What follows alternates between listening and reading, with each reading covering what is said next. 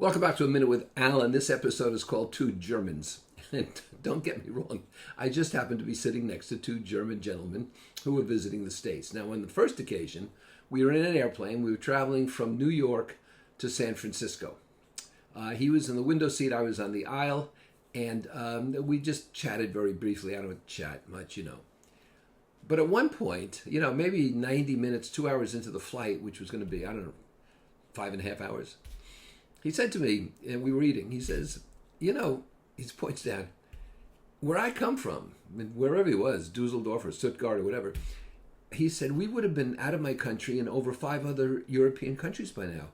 This country is vast. He said, you understand that intellectually, but you don't know it until you actually experience it like this. I said, wait till we get to the Rockies and the Grand Canyon.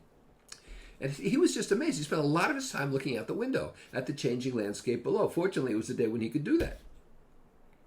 The other time was on the Amtrak Acela. And we were leaving Providence and going to New York. And about an hour out of Providence, thereabouts, you come to the big nuclear submarine manufacturing place, Electric Boat, down here in Groton or Groton, or however you pronounce it. And the gentleman sitting again at the window, another German businessman traveling, he had come to Boston and was on the same train that I got on in Providence. He says, is that a submarine over there? And indeed, it was a bow of a submarine which had emerged from this big building, and they were working on it.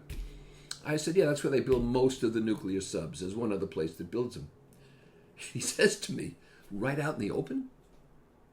I said to him, don't you think the Russians know wherever we be building nuclear subs? I think you think we can hide that. So why not build it in the open? And he just shook his head like this.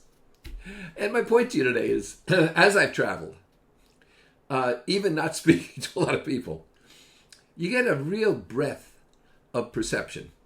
And when you travel, as I have to over 60 countries, it reciprocates. And so you're not seeing the world in black and white anymore. You're seeing it in Technicolor.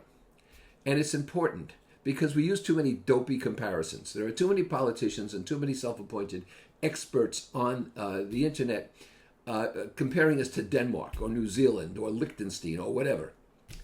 You can't do that. We are unique, and we might as well get used to it.